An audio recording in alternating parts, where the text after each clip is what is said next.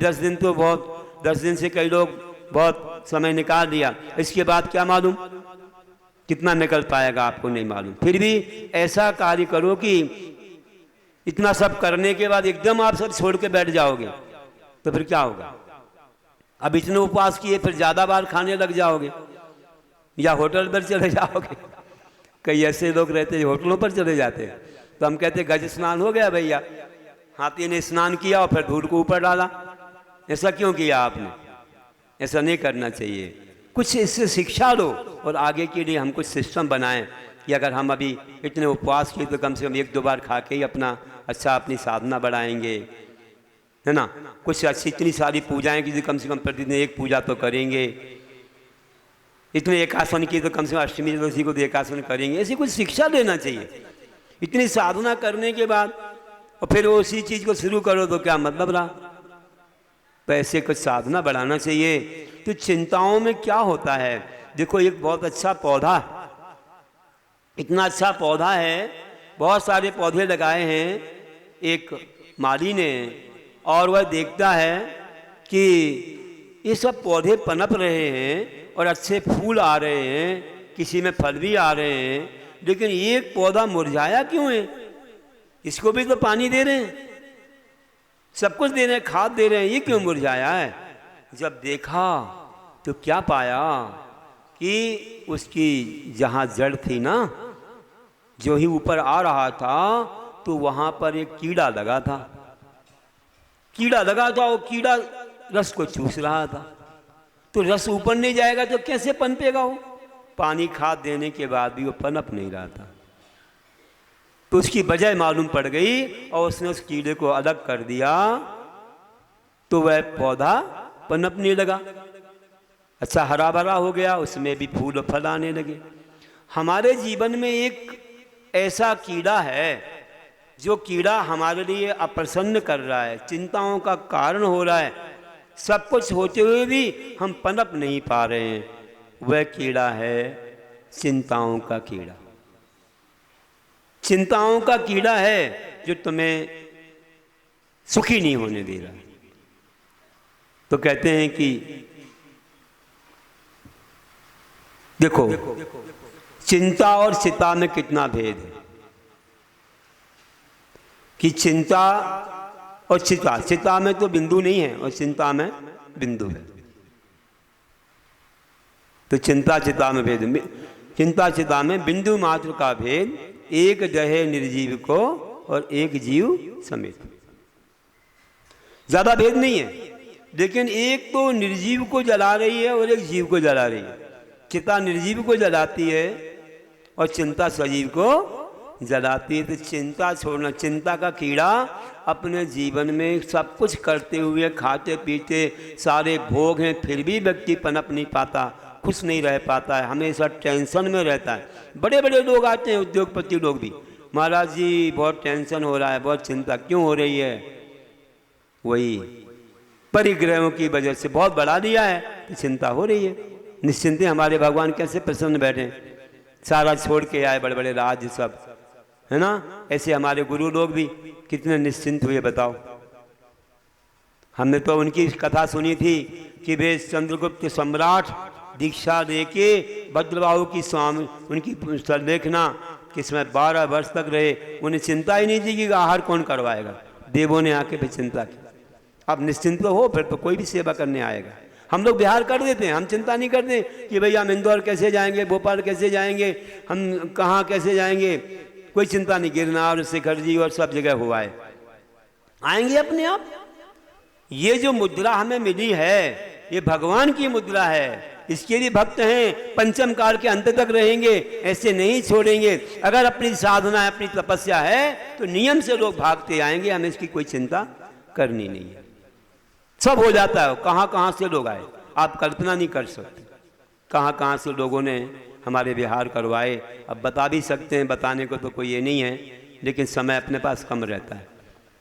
कहाँ कहाँ से कैसे विहार लोग करवाते रहे। हम उदयपुर में थे और उदयपुर से लोगों ने तारंगा तक, वहाँ के अच्छे बड़े बड़े लोग थे, सब संपन्न परिवार, तारंगा जी तक उन्होंने आए, उसे चौके लगाए और विहार करवाए। तारंगा जी से सूरत वालों ने पूरा गिरनार था, वो गिरनार से फिर सूरत वालों ने सूरत तक चातुर्मास हुआ, और सूरत वालों ने ही बाद में बिहार के बाद पूरा झाबुआ तक हमारे लिए छोड़ा। रास्ते में पूरी व्यवस्था बेही पैदल चल रहे, सब कर रहे, कोई नौकर चाकरों से नहीं, स्वयं ही चल के। एक बार और ले गए खरगोन से लेकर के तारंगा जी, करीब 400-500 किलोमीटर उन्होंने वहाँ चातुर्मास करवाया, और फिर वहाँ से आकर के हमको बांसवाड़ा तक छोड़ा। कितनी व्यवस्था हुआ पूरे क्षेत्र पर, पूरे 4 महीने व्यवस्था। हम हस्तिनापुर गए तो पांडिचेरी के लोगों ने आकर के विहार करवाया। हम शिखर जी गए तो यहाँ अशोक नगर और पनागर के लोगों ने विहार करवाया। वहाँ से रांची के लोगों ने फिर रीवा तक छोड़ा चातुर्मास के बाद। मतलब हर जगह कैसे लोग मिल जाते हैं और कराते हैं। बेंगलोर के लोगों ने तमिलनाडु हमको लेके गए, पौंडरमदई तक, ये सब होता है। तो ऐसे भाव आते हैं लोगों के, कहते हैं कि एक चातुर्मास करवा दो अथवा 1 महीने मुनिराज का विहार करवा लो। अकेले व्यक्ति चातुर्मास करवा लो, इतना बड़ा पुण्य मिलता है 1 महीने विहार कराने में। सब देखो, आप दुविधाओं में भी आप सुविधाएं मानते हो, शांति रखते हो, समता रखते हो। जंगल में ही खाना पीना सोना चल रहा है, कैसे पिकनिक जैसा आनंद मानते हो। पिकनिक को जान के जाते हो, ये तो आपके लिए मुनिराजों के साथ सौभाग्य मिल रहा है, और वो भी धर्म सुनने को मिल रहा है, और शंका समाधान, और कितनी भैया बत्ती मिल जाती है। और रास्ते में लोग ऐसे मिलते हैं, खूब आते, हमारा ये दे दो, ये दे दो, ये दे दो, भंडार भर देते हैं। अन्य जाति तक के लोग। एक जगह एक कोई घर था पटेल का, वो बोला अरे साधु का बिहार चल रहा है, हमारे धान दे दो, हमारे फल फूल दे दो, हमारे ये दे दो। गाड़ी भरने लग गया। ऐसा सौभाग्य हमें कम मिलेगा। ऐसे लोग भर भर के देते हैं, उनका भी बड़ा पुण्य रहता है यार। समझो कि ऐसे विशुद्धि भाव आता है तपस्या देख करके। तो बंधुओं, ये जीवन बहुत महान है। निश्चिंतता तुम पहले अपनाओ, सब कुछ छोड़ो, तो आपके लिए तो ये विश्व खड़ा है। सेवा करने के लिए चिंता नहीं करना है, बांध बांध के कोई मतलब नहीं निकलता, अपन को निश्चिंतता की ओर जाना है। तो देखिए, बोल रहा था कि और चिंता के बारे में एक और रूपक कहूँ कि एक बार एक राजा ने क्या बोला अपने मंत्री से कि मंत्री तुम्हें एक काम करना है। बोला क्या? एक प्राणी दे रहा हूँ मैं, उस प्राणी को खूब खिलाना है, खूब खिलाना है, कमी नहीं रखना, सुबह से शाम तक खिलाते ही रहना। लेकिन ध्यान रखना, मैं तोड़ के दे रहा हूँ, उसका वजन थोड़ा भी वजन नहीं बढ़ना चाहिए, नहीं तो हम नहीं जानते फिर क्या होगा। ये काम करके दिखाना, तुम करके दिखाओगे, मुझे मालूम है, बहुत बुद्धिमान हो तुम, चतुर हो। ठीक है राजा, दिखाऊंगा, इसमें क्या है। अभी तक कोई कार्य ऐसा हुआ नहीं जो ना करके दिखाया हो। तो ठीक है, ले जाओ, मैं कभी भी मंगाऊंगा तो लाना, और मैं वजन देखूंगा, और खाने में कोई कमी मत रखना, जो चाहिए वो है। वो प्राणी दे दिया। अब ले गया वो, और ले जा करके उसको खूब खिलाता, सुबह से शाम तक खूब पत्ती सब्जी फल जो कुछ सब खिलाता। अब वह खा करके अच्छा मोटा हो जाता। अब देखता भाई इसका वजन बढ़ गया, तो राजा से एक चीज़ मांगी थी कि हमें एक चीज़ चाहिए। बोले जो चाहिए ले लो। एक पिंजड़े में एक शेर रखा था, शेर। अब उस प्राणी को जिसे खिलाता था ना, उसको ले जा करके उस शेर का मुख दिखा देता, और शेर दहाड़ मारता और उसका खून सूख जाता, भय से बैलेंस बरोबर हो जाता। बस जब चिंता से क्या होता कि अपने आप वो दुबला हो जाता, खाता मोटा होता, चिंता से दुबला हो जाता। करते करते फिर एक दिन कहा कि दाव कहाँ है? लाया तो तोला तो उतना ही निकला। तुमने क्या किया है? खाने के बाद मुझे मालूम है, मैंने बहुत परीक्षा की, तुमने कोई कमी नहीं रखी, बहुत अच्छा, लेकिन क्या किया कि इसका वजन नहीं बढ़ा? तो बता दिया राजा, हमने ऐसा किया कि सुबह से शाम तक खिलाया, मोटा हो गया, तो शाम को जाके शेर का मुख दिखा दिया, और उससे भय खा करके इस चिंता में फिर दुबला हो गया, तो बराबर हो गया। ऐसा करता रहा, इसलिए इसका वजन नहीं बढ़ा। तो भैया तुम लोग भी खूब खाते हो, लेकिन दुबले क्यों रहते हो? बताओ भैया, क्यों तुम चिंतित क्यों रहते हो? टेंशन क्यों रहता है? क्योंकि हम लोग सब कुछ करते हैं और बाद में चिंता कर लेते हैं, ये कैसे होगा, वो कैसे होगा, कहाँ क्या करना है, क्या लाना, क्या करना, किसका देना लेना, आज बहुत सारी चिंताएं हो जाती हैं। उन चिंताओं से हम फिर बरोबर हो जाते हैं। तो ये चिंता जीते को जलाती है। चिता तो मरने वाले को जलाती है, चिंता जीते को जलाती है। इसलिए हम लोगों को ध्यान रखना चाहिए, इन चिंताओं से मुक्त हो जाएं। तो चिंताओं से मुक्त तब हो सकते हैं कि जब हम निश्चिंत हो जाएं। महाराज घर में नहीं हो सकते क्या? हो सकते हैं, क्यों नहीं हो सकते हैं?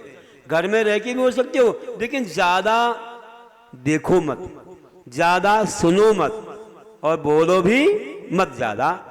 बस आप अगर अनदेखा करो, अनसुना करो, थोड़ा मौन रखो, तो बहुत सारी शांति घर में मिल जाए। लेकिन हम एक ही चीज़ को देखते रहते हैं, कुछ बोलते रहते हैं, सुनते रहते हैं, अपने इन सब खिड़कियों को खुला रखा है, तो हमें बहुत सारी चिंताएं सताने लग जाती हैं। घर में रह कर के भी आप अपने आप में रहोगे तो जल में भिन्न कमल है वाली बात हो जाएगी।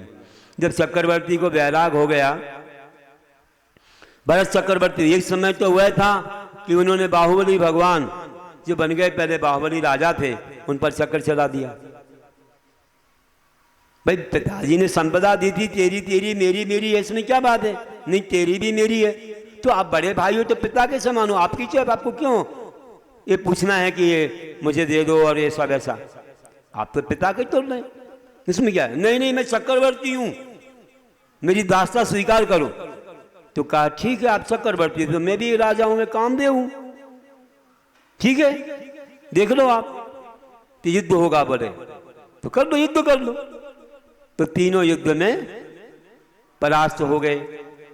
कहा था भैया जोशी लोगों ने कि ये तो नहीं मरेंगे, ये तो मोक्षगामी है, जनता का हनन हो जाएगा, इसे इनको डरने दो।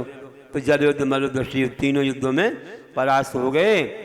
और होने के बाद, क्योंकि 525 धनुष वाले थे बाहुबली, और फिर बाहुबली तो नाम ही है, इतना बल था बाहुओं में, ऐसे उठा लिया चक्रवर्ती। चक्रवर्ती ने चक्कर चला दिया, कहता था तेरी तो तेरी है ना, ऐसा नहीं है, मेरी मेरी है और तेरी भी मेरी है। तो बस चलाया, तो परिक्रमा दे के आ गया, प्रदक्षिणा दे करके कि घर वालों पर चलता ही नहीं है चक्र, तो अद्भुत मोक्षगामी थे, मरण तो होने नहीं था। लेकिन बाहुबली को बैराग हो गया कि अरे ये सब स्वार्थी संसार है, धन वैभव के पीछे भाई पर चक्र चलाया, धिक्कार है। और उन्होंने दीक्षा धारण कर ली, मुकुट उतार के चले गए, चलो तेरी तो तेरी है ही, मेरी भी तेरी है। और जाकर के ध्यान में लीन हो गए, 1 वर्ष तक ध्यान में खड़े रहे, लताएं चढ़ गई, देखो बामियाँ बन गई, शाह बिच्छू सब चढ़ रहे हैं। आखिर में गए, ब्राह्मी सुंदरी ने वो लताएं दूर की। चक्रवर्ती ने सोचा भैया इतना महान काम किया, चलो वंदना करते हैं, जाके रत्नों के अर्घ चढ़ाए। और 1 वर्ष तक नहीं हो रहा है कुछ भी, ऐसा तो नहीं कोई विकल्प हो कि इनकी भूमि पर खड़े हैं। तेरी कहा कि ये ना तेरी है ना मेरी है। जब ऐसा विकल्प शांत हो गया तो उनका ध्यान ऐसा लगा कि ना तेरी ना मेरी, मैं जो आत्मा मेरी बस जो है, ज्ञान दर्शन मेरे और परमाणु मात्र मेरा कुछ भी नहीं है, मैं तो आकिंचन हूँ। और ऐसा ध्यान लगाया कि उनके घातिया कर्म कट गए और केवल ज्ञान हो गया। आहार ही नहीं किया उन्होंने। अब केवल ज्ञान के बाद तो आहार होता नहीं, ना भूख ना कुछ। गंधकुटी की रचना, छोटा समुद्र जैसा, और सब जगह विहार हुआ, कितनी आत्माओं का कल्याण हुआ। ऐसे निश्चिंत हो गए। तो हमें भी जानना चाहिए। और भरत चक्रवर्ती को ये सब देखने के बाद कि कितना महान उन्होंने पुरुषार्थ किया है, मैं क्यों संसार को बढ़ा रहा हूँ, अब मुझे भी छोड़ना है, मुझे भी त्याग तपस्या करना है, मुझे भी ऊपर जाना, नहीं तो राजेश्वरी से नरकेश्वरी हो जाएंगे। बहु आरम परिगतम नारका सा, बहुत आरम परिगत नरक आयु के आश्रय कारण है, तो मुझे भी त्याग करना है। इसलिए उन्होंने सब चीज़ से मोह छोड़ दिया, साधना में लग गए कि मुझे अब 1 वर्ष तक नहीं ध्यान करना पड़ेगा, जाते ही ऐसा ध्यान लगाऊंगा कि अंतर्मुख में मुझे केवल ज्ञान हो जाए। साधना कर रहे थे, सब व्यवस्था बना रहे थे, सबको सब सौंप दिया और ध्यान आदि की साधना करने लगे। एक व्यक्ति ने पूछा आपको कैसे वैराग हो गया है? घर में रह के वैरागी होते क्या कोई? ऐसा हो ही नहीं सकता कि घर में रहो और 56 प्रकार के पकवान और सब चीज़ें हैं, कैसे होगा आपको वैराग? इतनी 96,000 रानियां हैं। बोले सुनो बताता हूँ, दाओ। एक तो उदाहरण वह था जो मैंने कहा था कि बाल, घोड़े के बाल में तलवार बांधी सिर पर, वो कहा 56 प्रकार के पकवान में परोस रहा हूँ, सबका स्वाद बता देना।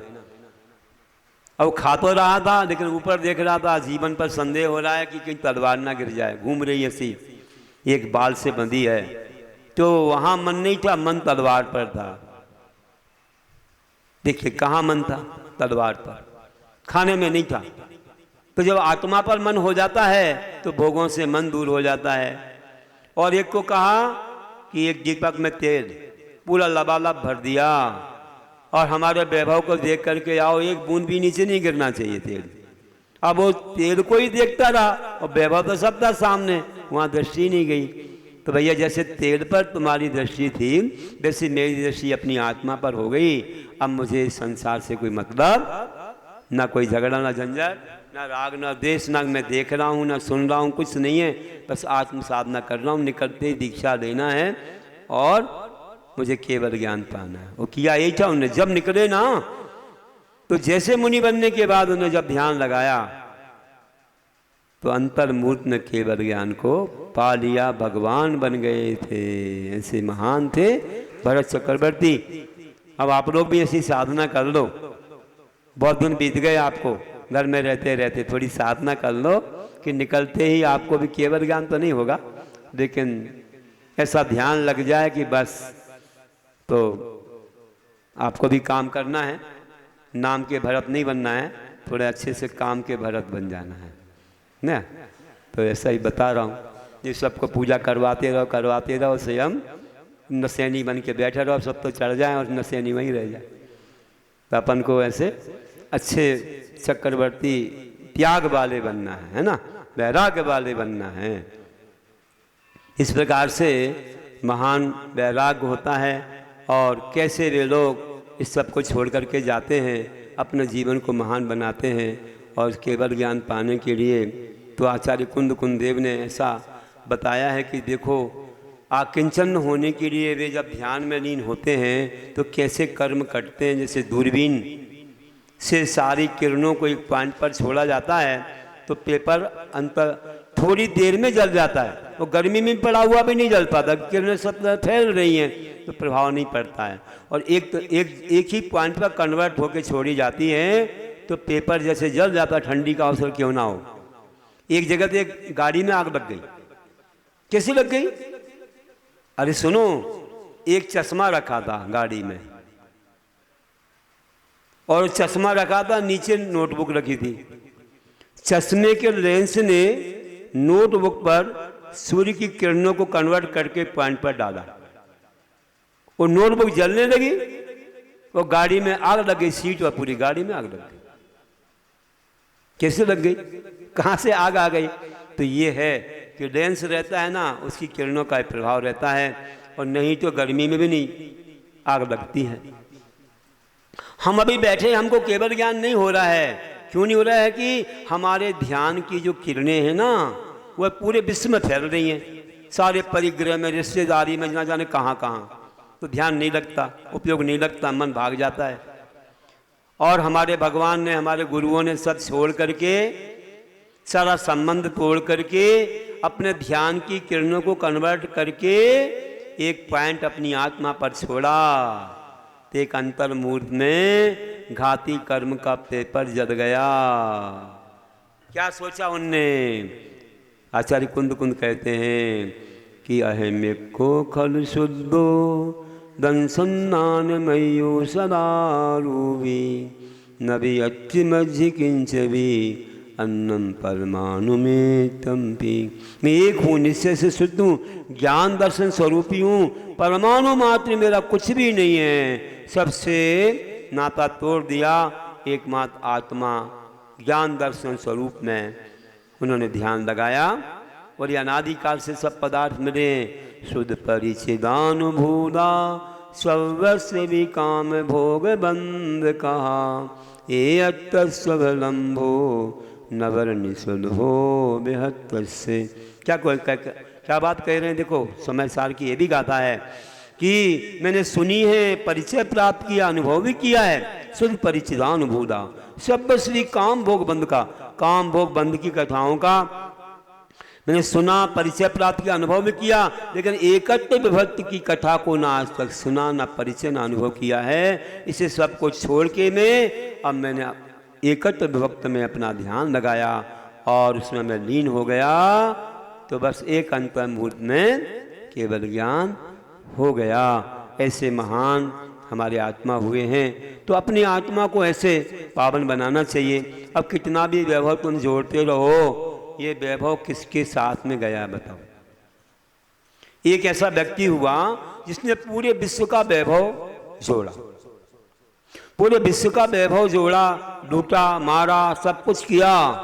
ऐसी हिंसाओं के साथ बड़ी तिजोरियां, खजाने भर लिए। लेकिन अब जब वैद्यों ने कह दिया, डॉक्टर लोग कहने लगे कि तुम्हारी उम्र अब ज्यादा नहीं है, ज्यादा क्या, अब ज्यादा दिन भी नहीं है और घंटे भी नहीं है, कुछ घंटों के मेहमान हो, तुम चले जाओ। तो विचार करता है कि इतना सारा वैभव मैंने इकट्ठा किया, कितनी हिंसाएं की, कितने पाप किए, और मैं भोग नहीं पा रहा हूं, मैं यहां से जा रहा हूं, तो इसका कौन भोग करेगा? मैंने क्यों ऐसा पाप लाद दिया अपने ऊपर? अब क्या करूं इसका? साथ तो नहीं जाएंगे। धिक्कार है मैंने जो ये पाप किए। हे भगवान, ऐसा पाप कोई ना करे, सबको शिक्षा मिल जाए कि कोई किसी को कुछ ना दे के जाता है, ना कुछ लेके जाता है, ना लेकर आया है, ना लेके जाएगा। तो उसने क्या किया, सबको सबक मिल जाए, अपने सेवकों को बुलाया और बोला, देखो सब लोग सुन लो मेरी बात। क्या कह रहे हैं आप? बोला, देखो मैं जाने वाला हूँ, डॉक्टरों ने कह दिया कुछ घंटों के मेहमान हो, तो मेरे मरने के समय काम कर लो कि एक तो सारे खजाने खोल दो, सारे खजाने खोल दो, सब रत्न मोती हीरा सब दिखते रहें, और मेरे मरने के बाद अर्थी में मेरे दोनों हाथ ऐसे बाहर कर दो। ठीक है बोला। और क्या करना? और मेरी अर्थी में 4 डॉक्टर लगा देना, वैद्य लगा देना। ठीक है। तो इससे क्या होगा? अरे क्या होगा, सुनो बात को, कि लोग ये जानेंगे कि सारे खजाने भरे पड़े थे और दोनों हाथ खाली थे और डॉक्टर भी नहीं बचा पाए और जा रहा था। सब देख रहे कि कुछ ना लेके आया